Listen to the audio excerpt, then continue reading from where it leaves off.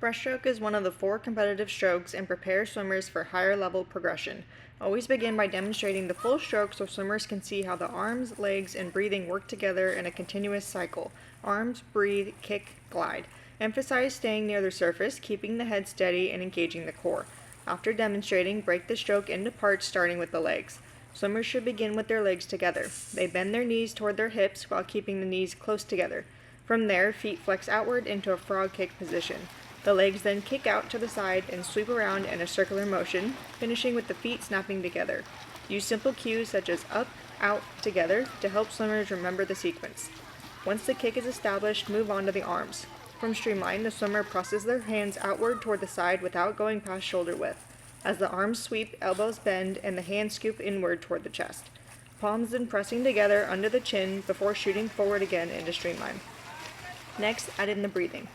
Breathing occurs during the arm movement. As the hands sweep inward, the swimmer lifts their head just enough to take a quick breath before returning to streamline. Common challenges include swimmers spreading their knees too far apart during the kick or rotating their hips in a way that causes the knees to turn inward. Others may pull their arms too wide or too far back.